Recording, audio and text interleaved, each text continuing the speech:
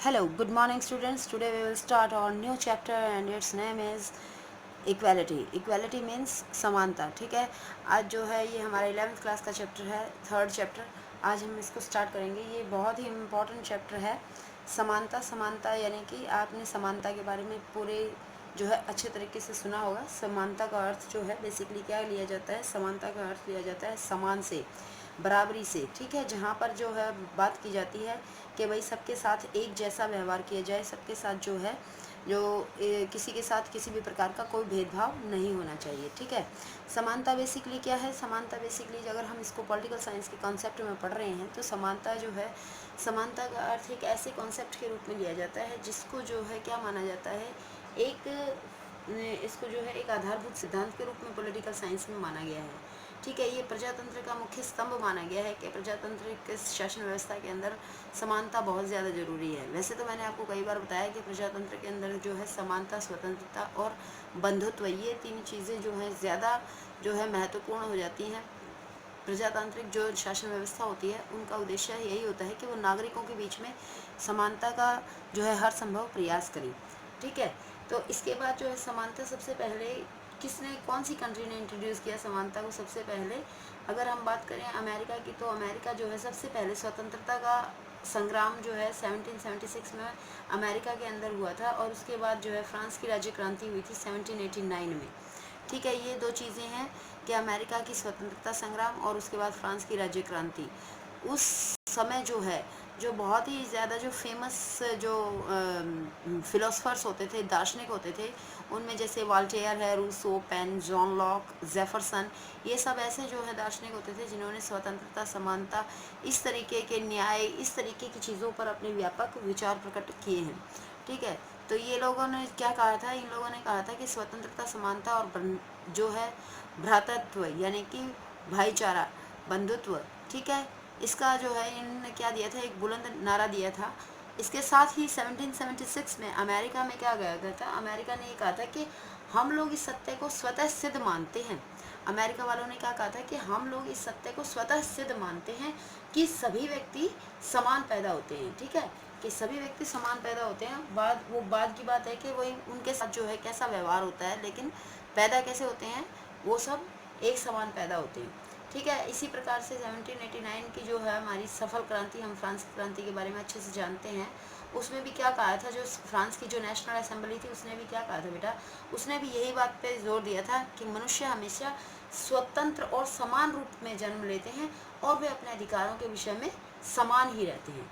ठीक है, तो हम अगर इस कॉन्सेप्ट पर विचार करते हैं तो आज भी हम क्या देखते हैं कि आज भी प्रजातंत्र और समाजवाद का युग है, और जिसमें समानता को बहुत अच्छे से अपनाया गया है.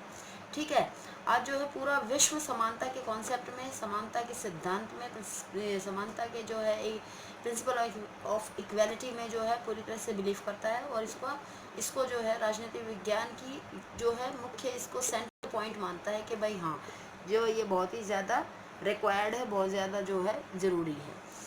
मानव सभ्यता का विकास और प्रगति दोनों तभी संभव है जब समानता का सिद्धांत सही तरीके से समाज में लागू किया जाएगा. अगर हम समानता की डेफिनेशंस देखें तो आप अपने बुक से जो है डेफिनेशंस क्लियर करेंगे. लास्की की और बार्कर की बहुत ज़्यादा इंपॉर्टेंट है.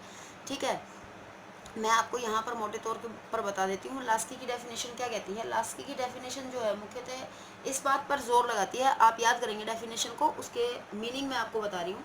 लास्की की डेफिनेशन में ये कहा गया है कि जो समानता होती है, समानता का अर्थ ये नहीं होता कि प्रत्येक व्यक्ति के साथ समान व्यवहार किया जाए. समझ गए? अगर जो है प्रत्येक व्यक्ति के साथ समान व्यवहार किया जाएगा तो इससे क्या हो जाएगा, समानता का जो समाज का जो उद्देश्य है वो नष्ट हो जाएगा. क्यों? क्योंकि देखिए, अगर एक ईंट ढोने वाले व्यक्ति को यानी कि एक मजदूर को और एक जो है डॉक्टर को, अगर दोनों को समान वेतन दिया जाएगा तो ऐसे में जो है कोई भी व्यक्ति डॉक्टर बनने के लिए इतनी ज़्यादा मेहनत क्यों करेगा, अगर उसे मजदूर बनने पर जो है उतना ही वेतन प्राप्त होना है जितना कि उसे एक डॉक्टर बनने पर वेतन प्राप्त होना है. ठीक है, तो ऐसी स्थिति में जो है लास्की ने स्पेशली ये कहा है कि समानता का अर्थ यह कभी भी नहीं होता है कि कोई विशेषाधिकार वाला वर्ग न रहे और सबको उन्नति के समान अवसर प्राप्त हों. ठीक है, तो ये इस बात पर जोर लगाते हैं.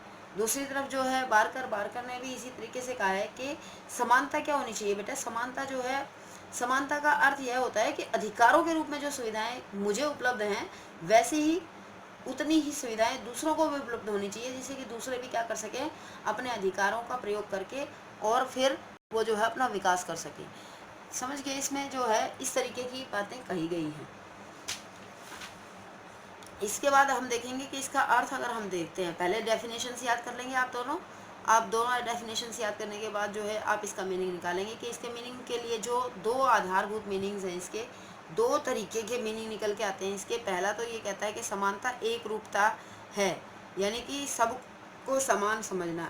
ये वाला जो कॉन्सेप्ट ये है, ये कॉन्सेप्ट ये कहता है कि मनुष्य समान पैदा होता है और इसलिए जो है उसके साथ किसी भी आधार पर कोई भी भेदभाव नहीं किया जाना चाहिए, क्योंकि सभी सभी क्या है, ईश्वर की संतान है। तो इसलिए ये ज़रूरी है कि मनुष्यों के बीच में किसी भी प्रकार का कोई भी भेद नहीं होना चाहिए।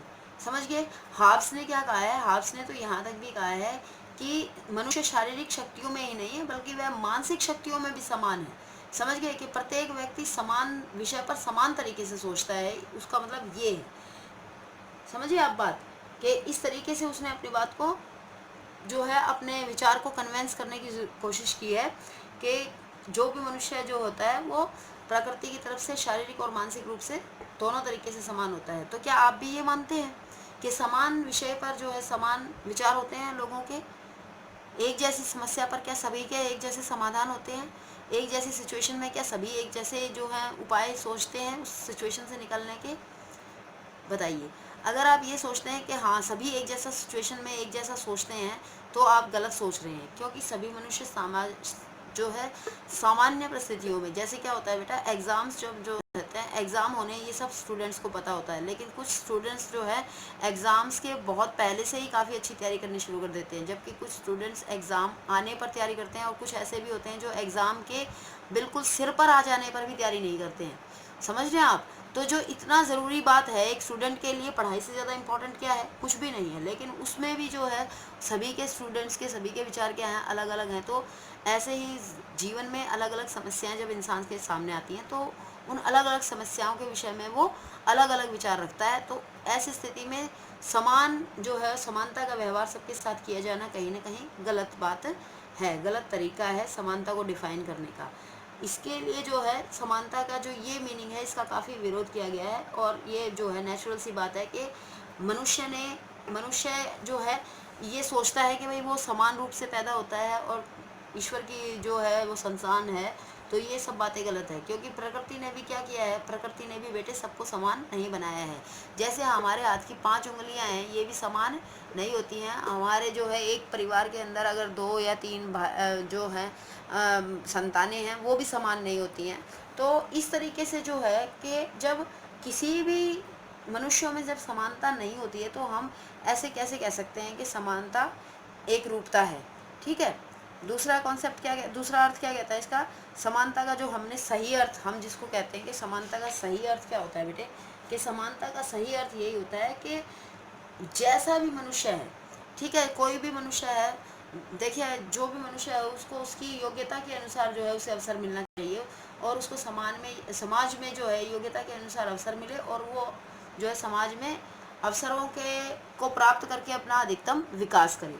ये होना चाहिए, जो सही मीनिंग है वो ये होना चाहिए कि देखो सभी के हृदय में क्या होता है, प्रेम होती है, दया, सहानुभूति, सारी चीज़ें होती हैं, ठीक है, लेकिन यह किसी में कम होती हैं और किसी में ज़्यादा होती हैं। इसलिए बेटे इस प्राकृतिक असमानता को दूर करना भी क्या है, इस प्राकृतिक असमानता को जो है हम स्वीकार करते हैं कि सभी मनुष्यों में ये भावनाएं अलग अलग होती है। तो ये जो है इनको ध्यान में रख करके ऐसी कंडीशंस, ऐसी जो है सुविधाएं प्रदान करना जिससे कि सभी व्यक्तियों का अधिकतम विकास हो सके। ठीक है, तो वो है समानता का सही अर्थ। अब इसके समानता के लक्षण देख लीजिए आप फटाफट एक बार, के लक्षण, विशेष सुविधाओं का अभाव। इसमें जो है सबसे इम्पोर्टेंट इंसान जो है हमारा लास्की है, लास्की को आप नहीं छोड़ेंगे। नंबर 1, विशेष सुविधाओं का अभाव कैसे कहते हैं कि लास्की ने ये कहा कि जाति, वंश, धर्म, भाषा, लिंग, संपत्ति, किसी को भी विशेष सुविधाएं, किसी के भी आधार पर जो है किसी भी व्यक्ति को विशेष सुविधाएं प्रदान नहीं की जानी चाहिए। सबको जो है समानता के आधार पर जो है सबको समझा जाना चाहिए। दूसरा जो है इसने कहा है कि प्रजातंत्र, जो प्रजातंत्र होता है वो भी क्या करता है, वो भी जो है एक तरीके के इससे समानता के लिए जो है एक समानता का लक्षण है महत्वपूर्ण। प्रजातंत्र में क्या होता है, प्रजातंत्र के अंदर मुख्य रूप से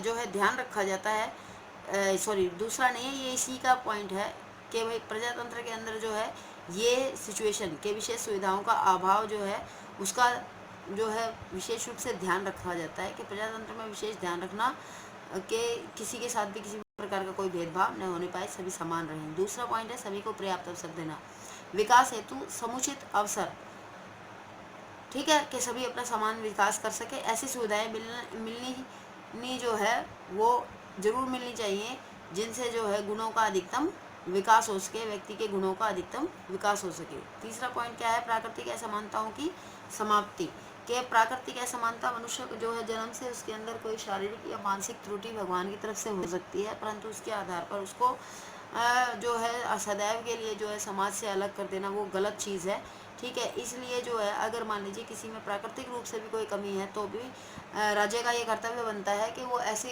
जो है उसको सामाजिक सुरक्षा प्रदान करे, इस तरीके का माहौल प्रदान करे जिससे कि वो भी अपना अधिकतम जो है विकास कर सके। जैसे अंधों के लिए जो है जो विशेष रूप से जो नेत्रहीन लोग होते हैं उनके लिए ब्रेल विधि के द्वारा वो पढ़ाई करते हैं और आगे वो जो है आगे बड़े बड़े पदों पर जा कर के वो नौकरी उनको जो है सरकार के द्वारा प्रदान की जाती है।